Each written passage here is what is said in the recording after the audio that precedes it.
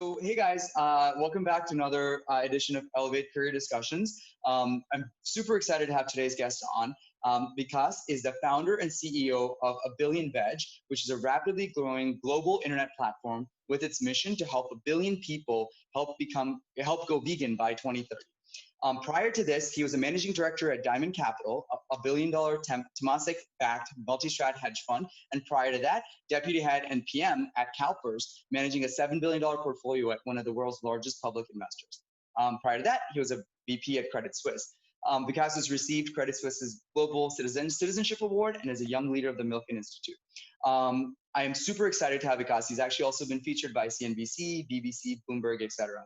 I'm really most excited that our audience will get to hear from someone who's had a successful accelerated career in the investing and hedge fund space, and then now is working on a very impactful mission, impactful both for himself and for the greater world by building this global platform. So with that intro, Vikas, thank you for being on here with us and kind of talking to the audience here.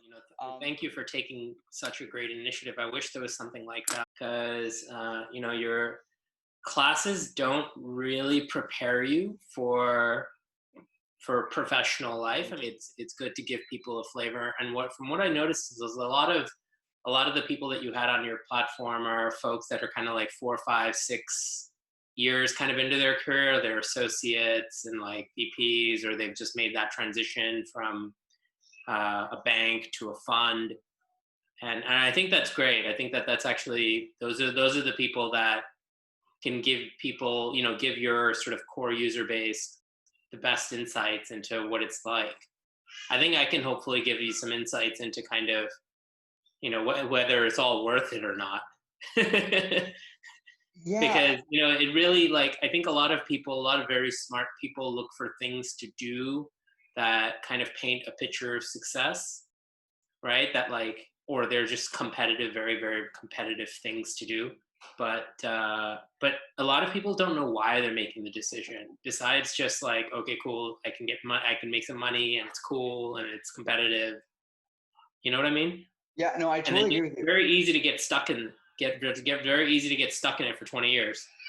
I 100% agree with you.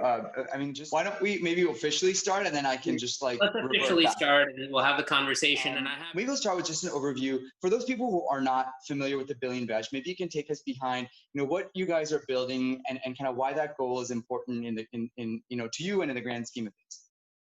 Sure. So we're a 3-year-old company, and I got started here in Singapore. I've been here in Singapore for 5 years. And 3 years ago, I started this company with this idea, with this mission, and the mission's very much in the name, that if we could just make it easier for people to live more sustainably, we could create a more sustainable world. It was just really that simple. And when we talk about sustainability, when I really think about sustainability, I can't think of a single issue anywhere in the world that encompasses everything it means to be sustainable than going plant-based or eating more plant-based and vegan food, being more vegan, being more sustainable through that. Because what we eat, what we put on our plates, has such a massive impact on everything from the amount of land that we use to gather the food that we need, to the water that we consume, to the pollution in the air, the greenhouse gas emissions, pretty much everything. The deforestation, the largest single source of deforestation in the world is cattle rearing.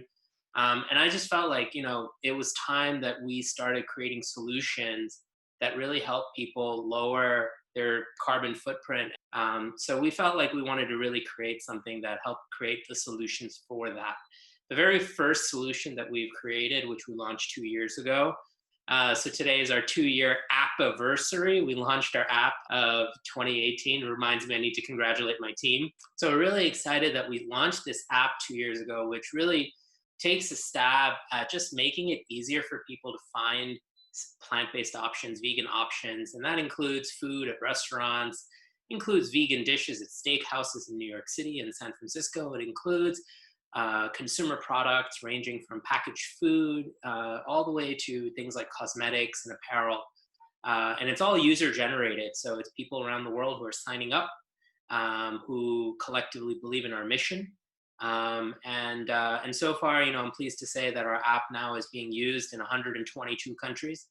around the world, and it's grown largely organically, and we're really investing now in sort of growing the platform, and really, spreading our consumer base around the world. So really exciting time for our company.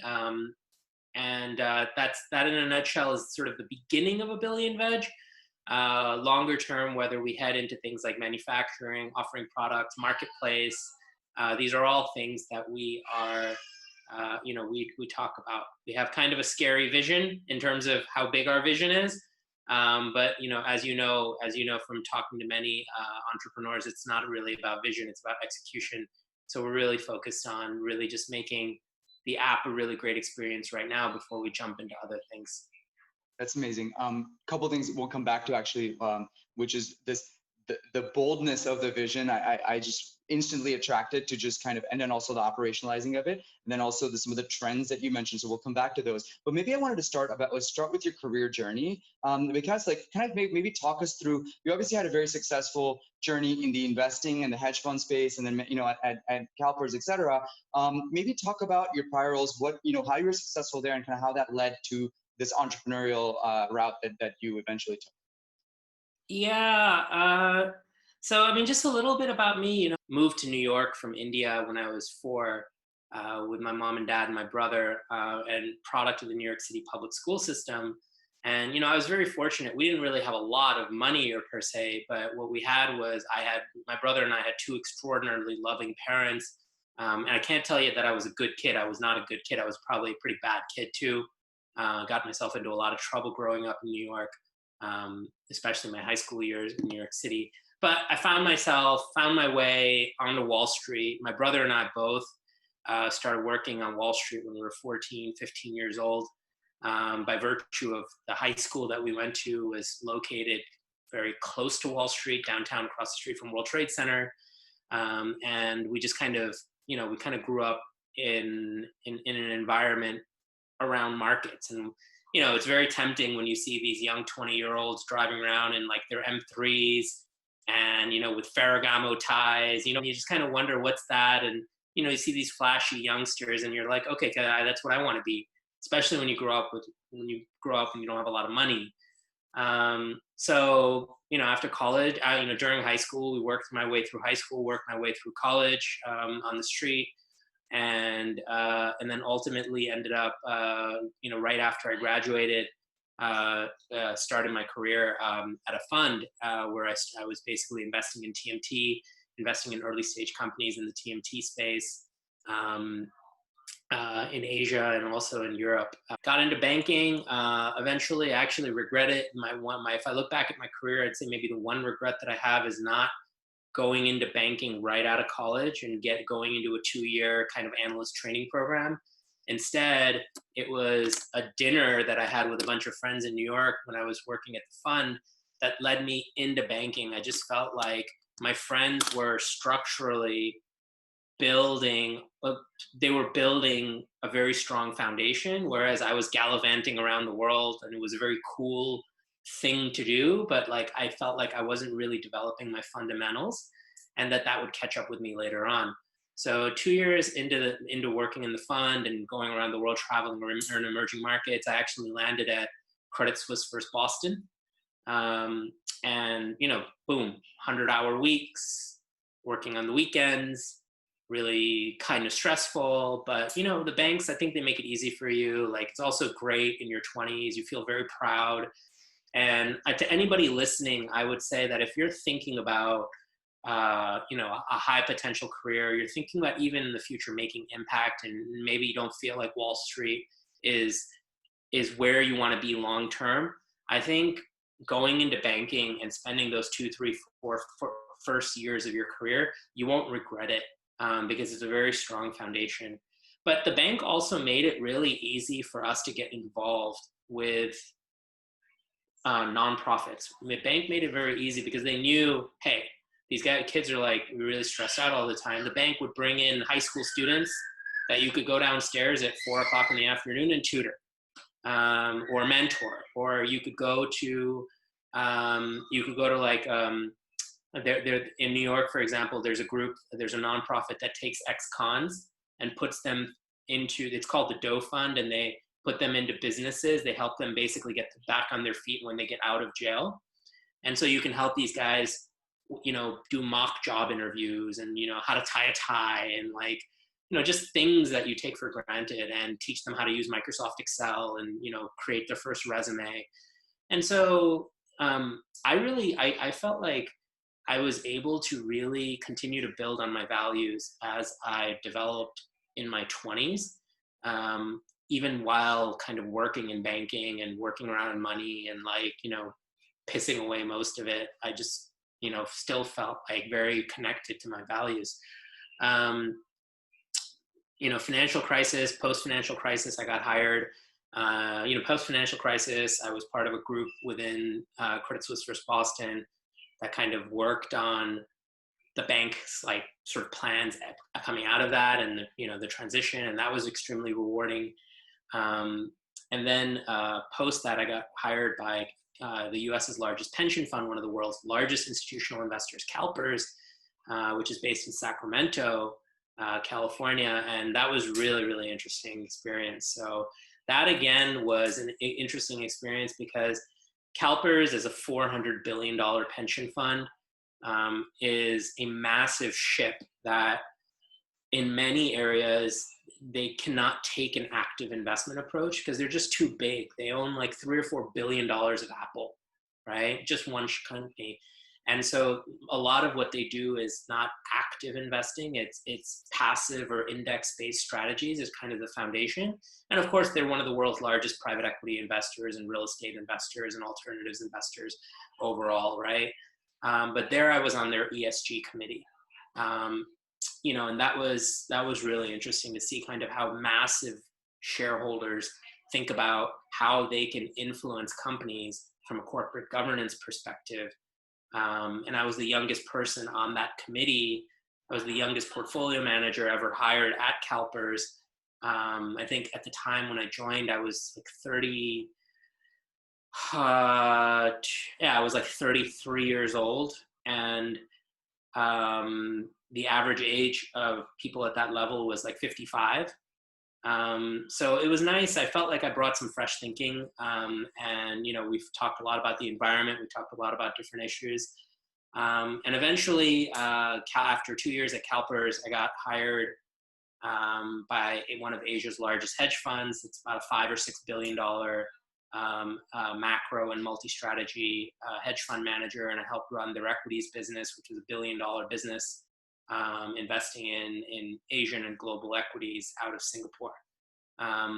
So, I'd say along this entire journey, there have been many sort of opportunities to start businesses in 2008, in 2012, kind of every time I've actually shifted, it's also been along the lines of, hey, okay, I'm going to start a company. And very, very early on in my career, I paid my way through college actually running a website where I sold North Face backpacks and like polo clothing and like all this random stuff, that I would buy wholesale in New York City. And I just remember like even those high school years when I was 16, 17, how awesome it was to kind of run my own company. I don't even know if I'd call it a company, it was a website. But so I wanted to get back to that. And I went right around the age of 35, I felt, okay, it's gonna happen. This is the time. I feel very confident. I finally feel very confident about my ability to look across, look at the macro, execute on the micro, build teams, manage teams, build to scale, build slowly, execute, all this stuff, raise capital. And so I just was really like looking for ideas, I'd say the last 5, 6, 7 years, the right idea. And then this idea, like I just started to think about, hey, what if I could, I look back at, I started reflecting for whatever reason on a lot of dinners and parties that I go to. And I just was like, why do I spend like 95% of my time working and doing something.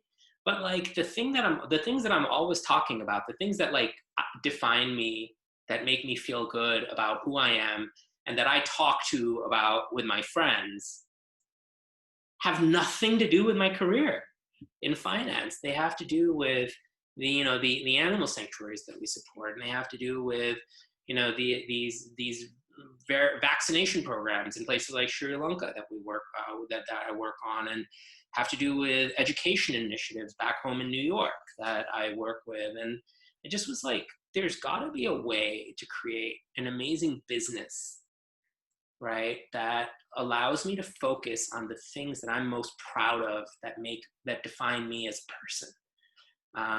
And so I'm really fortunate to have found that. And once I kind of put all of that together, I also love platforms. I'm like a child of internet platforms, right? Kind of grew up around the first platforms during the .com era, and then, and now the social media platforms. And I was just like, we're going to build a platform for sustainability. And so that's where we got started 3 years ago. And once I kind of got on that track, I couldn't look back. And I went in right after my birthday in 2017, and I just resigned. I got my bonus and I resigned and just kind of set out to do this. That's really amazing to kind of have had the success that you've had. And I think just over your career at multiple different places, but then also I think continually thinking throughout about what are the things that you're still passionate and interested about, like you're mentioning some of the philanthropic efforts and just the impact that you want to have, and then actually actualizing it and making that decision. So I wasn't going to ask you this question, but now that you brought it up, like how was that to kind of go in and resign from like a lucrative career in the investing space to then go into the uncertainty of, hey, look, I'm going to start something, from scratch. I don't know how it's going to be, but I'm leaving behind, this lucrative career. So obviously you believe in it, and that's important, but tactically, to the audience, right? Like a lot of them are going to traditional careers and they are thinking about taking risks over their career. So maybe any advice you have for them in that regard? Yeah. So first I want to just say that it's not about money. It was not like, okay, I felt like, okay, I had this much money in my piggy bank, so I could like hang out for a year. I could figure things out. I could do this or that. Like, I just never had any intention. I didn't take a single day off in between. I just kind of, I resigned during my notice period. I actually enrolled myself in like this hardcore coding boot camp, which literally broke down every iota of confidence I had in my body. I was like the worst and oldest programmer in this class. It was like nerve-wracking experience for 3 months of my life. And I went straight into it. So because a lot of people ask me that, and it's like, oh, well, you had the resources. And no, I don't think it was that. I just, it felt very stupid at the time. It felt scary and nerve-wracking. And initial, like, you have this, it's like, you have this, like, there's somebody needs to like figure out what are like the 5 stages of creating a startup. There's stupidity, then there's creativity, then there's confidence, then there's like a complete meltdown of confidence. And then there's like a slow rebuilding and execution, and that path takes like forever, right? And it literally was like that. It's just like, you act, and then you're like, oh shit, this is like actually going to be really, really, really, really hard. Yeah. And then you're like, okay, where do I get started? And then you're like, how do I hire somebody? And the crazy thing is, like, when you work at like a place like CSFB, at a big hedge fund or whatever, like at places like that, you can take a piss all day long on people's CVs. It's like, oh, somebody from Harvard and they missed a grammar issue here. Yeah, scrap it. Like, you have the benefit and the luxury of just basically having a open door, revolving door of talent that comes in. And I particularly I've always been been very focused on recruiting the best people. And I always had the luxury of recruiting great people because I was sitting in a seat, not because it was me, right? Most of those people probably thought I was an asshole, but it's crazy humbling when you start out and like, guess what? Nobody cares. Like, no, thanks. You have an idea. Wonderful. Great. Like, or like, unless you can like pay people a lot of money, or, if you pay people a lot of money to join your company, they're not the right people. Like, and your equity's not worth anything. Nobody knows who you are. So it's like, it's a really humbling experience to start out, especially because I was on my own. I didn't have a co-founder who would co-found such a silly idea with me anyway. And being in Singapore, especially, like, it's not San Francisco, it's not New York City, where there is that tolerance for risk taking, and so yeah, I think it was, I think that it was really a struggle in the beginning to just know where this was going. And I think that there were many days where it was just like, okay, I don't have no idea if what we're doing today is actually going to get us to the next stage. But you just you realize is like, actually your job right now is to learn as quickly and as possible. And part of that learning process is literally trying all these things, like it took Edison, whatever, 10,000 failures before finally the light bulb lit up, right? And so it's kind of like the same thing. You just need to do that really, really fast. And I think that if you've got that mindset that you don't let like failure bother you, then then you've got then you have a good shot at succeeding. So your kind of general thought is going to some sort of structured career early in your career is helpful to build that foundation, and then using that experience to find out what really you're interested, passionate about, that you want to devote your the second part of your career to, and then pursuing that, even if it takes on some sort of a risk. I think that spending 2, 3, 4 years of your career coming out of college in some sort of structured program, whether it's if you're going into technology and you're going to whatever, Google, Facebook, or even don't go to a tiny little startup unless you might get really, really lucky. And you might just be that exceptional and that extraordinary where, hey, like, that's awesome. Congratulations. You're 1 in a billion. Right. But generally, like, I still look back so fondly at the first 3, 4 years of my career, especially once I started in banking. Right. And I look back so fondly at the relationships, at how collaborative it was, how much time, my MDs were in their early 30s, mid 30s, right? And so it was an extremely kind of collaborative environment, right? And at the same time, extraordinarily competitive. And everybody kind of holds you to a very high bar. And yet everybody, if you're, has fun, like, you have fun, you make great relationships, you find time. Like, it's funny. It's like when you're working 100 hours a week, you still find you find time to do all the other stuff, because, like, you're like crave it. Like, you're like, I gotta go to the gym. Like, I need that. Right. Yeah. And, and I gotta go out with my friends, and I gotta do this and I gotta do that. And so I really recommend, spending 3, 4 years in a structured environment. You'll never regret that training. And then pursuing things that come about from that. That makes a lot of sense. I wanted to also now kind of just pivot a little bit to the plant-based, the world. 2019, great years for some of these companies, right? Beyond Meat and Impossible, some of the larger companies raised funding or became public, and then kind of along the way also created a lot of awareness for that. Kind of what are some of the trends, having seen, I lived it now for 3 years, that really excite you for the outlook for that marketplace? It depends on the day. I think I tend to be very optimistic about the future.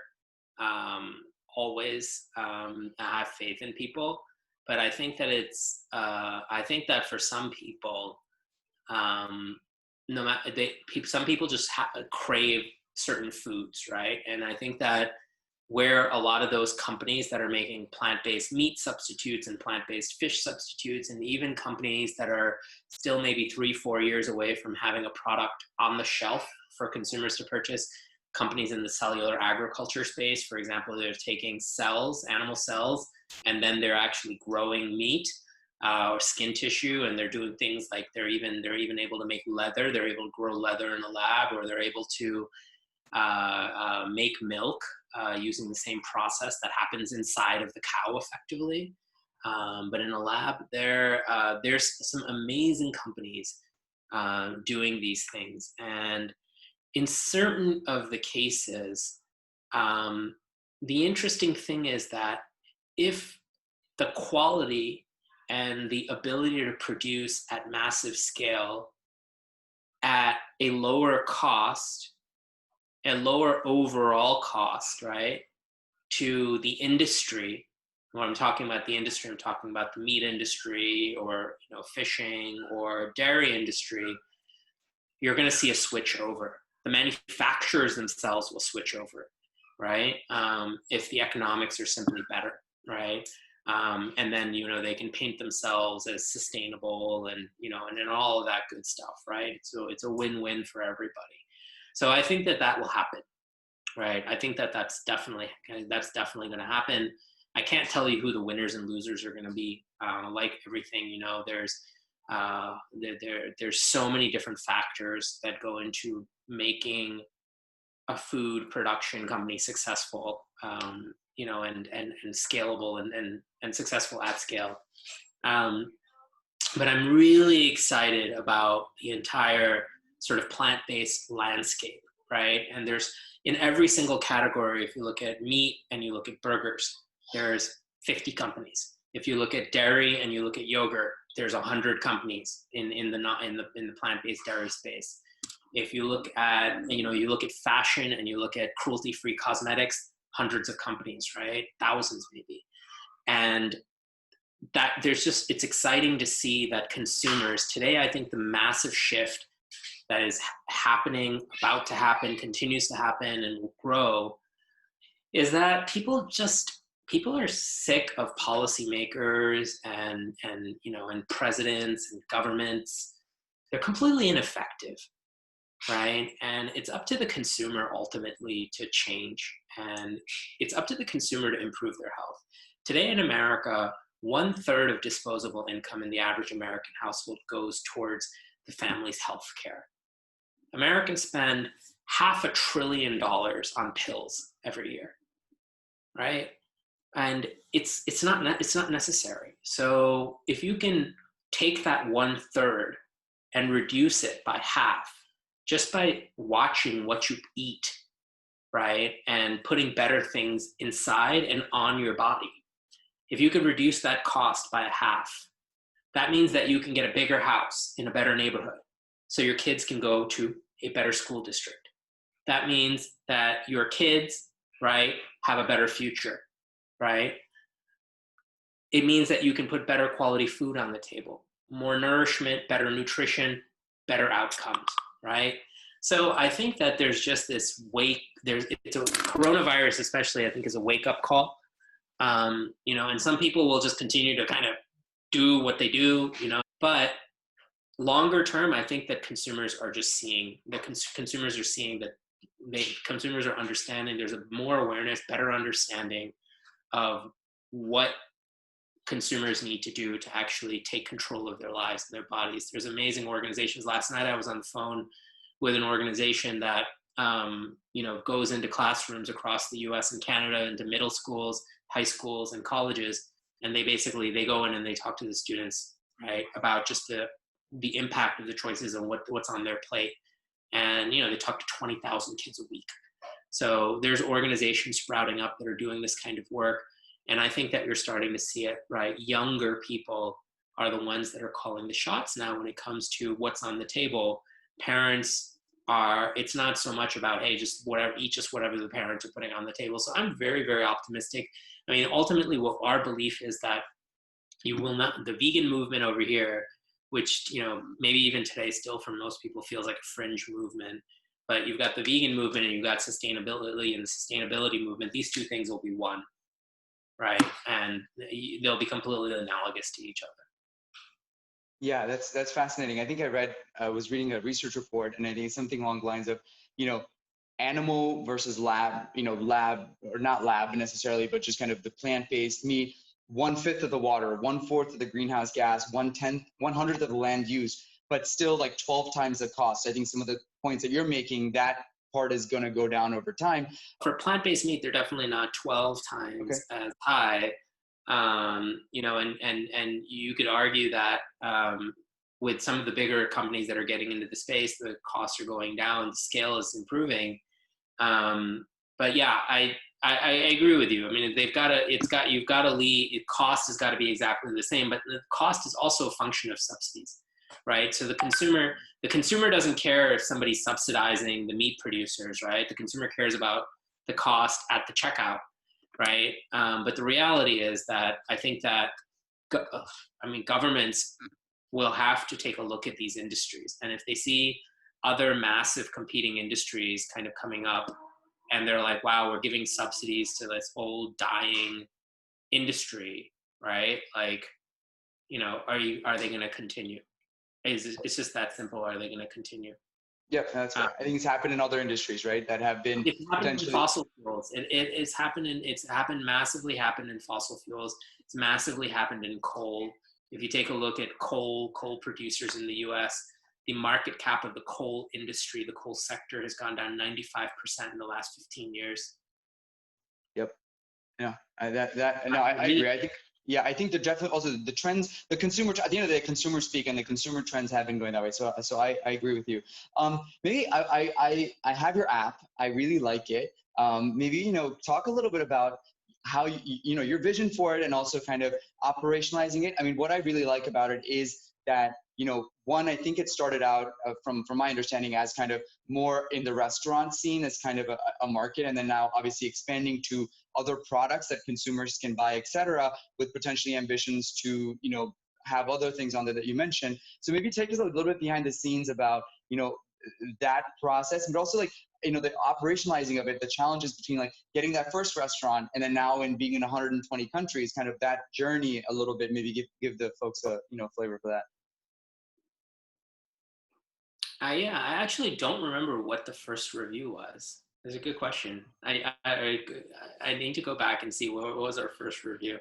So we started with this idea that vegan food is pretty hard to find.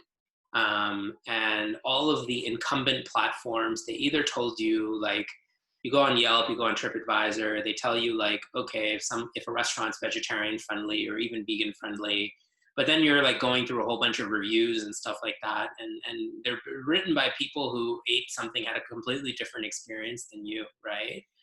And then you go on platforms, like there's platforms that are dedicated to helping people find vegan restaurants, for example. And I was like, okay, kind of similar to the analogy, like of like an Impossible Burger or Beyond Burgers, the world is not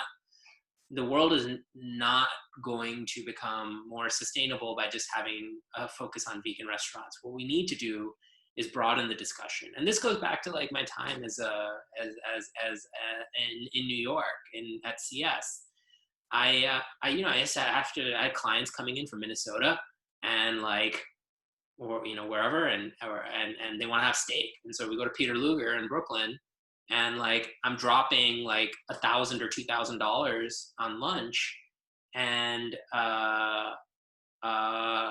there's nothing for me to eat. So I'm like mashed potatoes, broccoli, French fries, and like maybe a tomato soup. And it's kind of awkward because like your clients are looking at you like, what the hell, like who's this weirdo?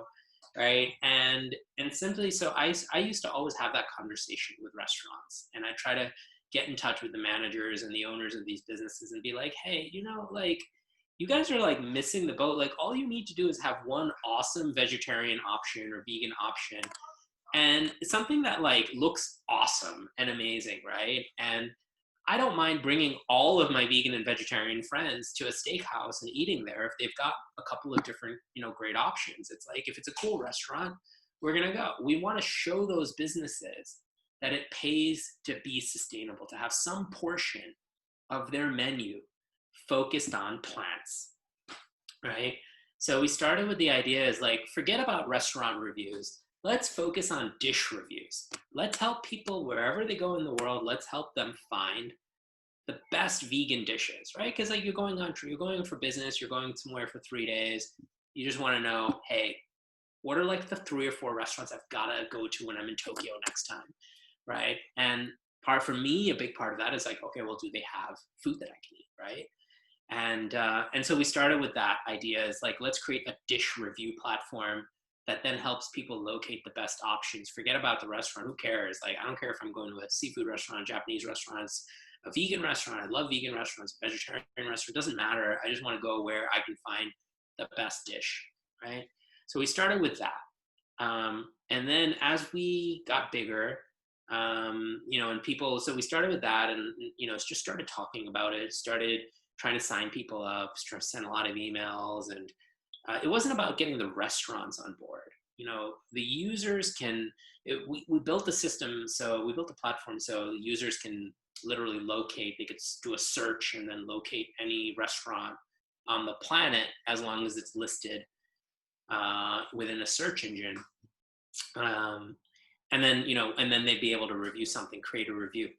That wasn't the hard part. The hard part was getting people to like take notice. And especially in the beginning when you have no content to offer, like we don't provide people the utility of helping them find stuff yet. Sure. Getting people to really buy into your vision is very important in the beginning, and building those relationships with power users, people who like just love what you're all about and are willing to contribute. So, we had one user in Hong Kong who literally she's posted like 2,000 reviews. And she really helped us fill Hong Kong out. In the beginning, I think she did like the first 500 reviews in Hong Kong. She travels all around the world. So those 2,000 reviews are from all over the world, but they did like the first 500 reviews in Hong Kong, right? Because she just goes out to eat vegan food all day long. And so, it was about that. It was about how do you get like, your tribe of your first 100 people, then you get 100 goes to 500, 500 goes to 1,000, and you just build from there.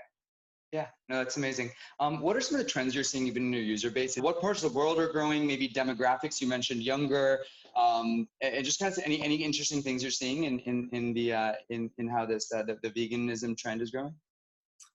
Yeah, we just did a giveaway on Instagram, and it was this like 14-year-old woman, 14-year-old girl won the giveaway, and it was kind of funny because she doesn't have a PayPal account, so because you need to be 18 now, so we had to figure out how we can like get her a gift card. But our demographics tend to be 80% women, between the ages of 14, 15 to about 40. And so in that way, our demographics look a lot like platforms like Pinterest in many ways. And most of our users are women. Our split between people who are like vegan or vegetarian and then kind of everybody else, like the non-veg world, is about 50-50. So we have quite a lot of people who are actually just using our platform because they're interested in, in adding more sustainable plant-based options to their diet, or they're using it because they're interested in information about cruelty-free cosmetics, non-animal tested products, things like that. And our quarter of our members are in the US. It's our largest market by user density. It's also like our largest market by content density. However, it's really interesting to see that like if you look at our top 10 markets, Singapore and the US are like neck and neck. So we have, in terms of content density, so Singapore is really interesting is that we have more density of content per square mile here than anywhere else on the planet. And this is obviously by virtue of us being here and being able to kind of talk to people here quite a bit and build a community here, a local community here. It's interesting, our top 10 countries tend to be the obvious English-speaking developed markets, so US, UK, Canada, Hong Kong, Singapore. Sorry, Hong Kong's not in there anymore, but Singapore, Australia, and South Africa. And then places like Indonesia are also in our top 10. And then you'd be surprised, it's Spanish speaking countries. We're growing extraordinarily fast in places like Spain, Mexico, Argentina, which is kind of crazy because Argentina is like the world's largest source of cattle, or the second largest source. And, we're providing a solution for people that's very different than anything else in the market there. That's pretty amazing. Couple more questions. So I'm like, I love the kind of the mission of even the name of the company, abillionVeg. Kind of, you said earlier, it's it's a little bit about the mission, a lot about the execution, but kind of it's a very bold mission in and of itself. I think I read some statistic the other day that was roughly maybe 5% of the world is vegetarian right now, so 300 to 400 million, something like that. And you probably have the latest one, but I think kind of what gives you that confidence, kind of go that bold and also kind of take us behind the scenes of like what a world with a billion vegetarian vegan people would look like. Yeah, it's a goal, man. I mean, honestly, it's not going to be easy. I'd say that the global population today of people who are, let's call it vegetarian, is probably around 400 million, as you said, about 5%. And we think that from a marketplace perspective, and we think from a serving that community, if the global population is at 5%, that community is very much underserved as a population. Now there's a split in that community of people who are living in places like, rural India or rural China. Believe it or not, China's got the second largest population of vegetarians on the planet after India.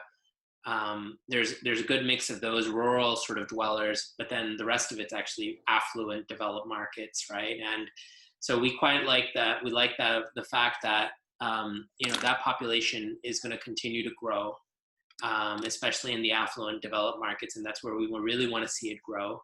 And yeah, I mean, it's an ambitious mission, because at the end of the day, if the global population in the next 10 years goes from roughly around 8 billion to, let's call it 9.5 or 10 billion, and all else being equal, if we have a 20% rise in that 400 million, we get to 500 million. It's just simply not good enough, right? So that's where we, at least our goal is, and it's not our goal, it's the goal collectively of many other companies, including companies like Impossible Foods. I think Impossible is actually even more ambitious. Their goal is basically 8 billion vegans by 2035, in a way, because they're like, we will completely get rid of animals from the meat, the food supply chain, all animals, no more animals for food by 2035. So I guess the implication would be then I just saw Beyond 8 billion vegans. Yeah. Huh? Michelle Obama, and then also with Starbucks, yep. Have in China, yep, have foods. I mean, obviously really operationalizing a market like China, kind of like what you're saying, that's incredible in that journey, no? Yeah, I mean, look, I think that's the thing. It's like, you've got to meet, there's the great theme, I think that there's generally a theme when it comes to any emerging industry, and it's meet the users where they are. So, if the users don't know about you, and, then what's the point of, like you open a store in China, in Beijing, okay, fine, some people see you, right? Like, but if you can just find your way into something like Starbucks, which has, 10,000 stores in China, and you just work with one company where they know the distribution to all of their Starbucks, and they simply are now putting your product at their warehouse on all of the trucks and trains that are going to the other parts of China, it becomes much, much simpler. And so from our perspective, at the same time, our journey this year and next year really is one about meet the users where they are. We're working on integrations that are going to let people in our app, in terms of giving you some insights into like where we're focused in the next year or two. We can work with food delivery platforms. So if you see a dish on our app, if you see a vegan dish and you want it, boom, you hit a button, get it delivered to you. I don't need to build that, right? It's already built. So a big thing about our journey right now is a big focus for us is meeting the users where they are. They're on other platforms. Let's find them there. Let's help them out. Let's make life better for them. Let's show them how easy it is to find great vegan food. We know people are using our platform to do that, and then let's help them, get what they want. Longer term, ultimately, for me, in terms of growing this, I think for most entrepreneurs, the challenges are raising their first $25,000 or $50,000. And if you're out there making a consumer product, if you're out there, even if you're out there probably like making a plant-based burger product, like in the very beginning, it's challenging. And that's why platforms like crowdfunding platforms like Kickstarter exist. That's why for small businesses, platforms like Etsy exist. And we draw a lot of inspiration from platforms like those. We love platforms like Etsy and Kickstarter. I think they're brilliant platforms. And we really want to see how we can go in that direction in terms of building a platform that helps this next generation of entrepreneurs in the sustainability space really find their way. That's amazing. So that's really, I'd say, where we're focused on what we're building and what we want to build is really a platform that lifts up this entire industry and allows for more people to come into it, to find other people so they can have their tribe, so they can create that tribe of their first 100, their first 1,000 customers more easily through a platform like ours, where we've kind of gathered those people. No, that's amazing. We're up against it. So the last question I want to ask you, there's many more, but the one thing I'll ask you is, obviously Elevate, we try to reach some of the most talented undergrads, MBAs across the world. Are you guys hiring? And even if you're not, kind of what do you want to tell people in case they're interested in the company? Like if they want to, reach out and potentially, internship jobs, et cetera, maybe sell them kind of the experience, I guess, or also types of people that you're looking for potentially short-term or medium-term? We are hiring. My email is Vikas, Vikas @abillionVeg.com. Feel free to please reach out to me. We have about 20 full-time people across our team in Singapore and another 15 or 16 interns from the leading universities around the world, including places like Harvard, Yale, Princeton, Cornell, and top schools out here in Asia, as well as a couple of schools in Europe. I owe my development in my career to my internships when I was a teenager and when I was in college, and we wanted to build a very, very strong internship program. So for anybody who's watching, who is currently a high school student or a college student who wants to really get into this field or get an experience for this field, please reach out. And if you're a recent graduate, or if you're a couple of years into your career and you're looking for something that, and we speak to you in terms of that, and you want to get involved, please reach out. It's a very exciting time for us because we continue to build up our engineering team. We continue to build up our data science efforts. We continue to build up our efforts around growth and growth marketing, and data science around growth. Eventually, as we go further and further down the road, our all the work that we're doing around building marketplace, around the kinds of marketplaces that we want to create. These are all things that are happening in the next 12 and 24 months. It's a really, really exciting time. We're funded by some of the world. We're funded by several billionaires, some of the world's leading VCs, and a whole bunch of other people who are really, really excited about our mission and how we've executed and how we continue to execute on it. So if you're looking for an experience that might bring you to Singapore, by all means, get in touch. If you're looking for an internship, if you're displaced this summer because of coronavirus and just looking to get involved, please get in touch. I appreciate that. Well, I appreciate that, as well as kind of obviously what you're doing goes without saying, but also just generally thank you for being part of this program and really helping, the next generation also think about their careers, and then also kind of the broader impact question that everyone is always thinking about. So thank you for being a part of that. Thanks, Kaushik. I really appreciate your time today.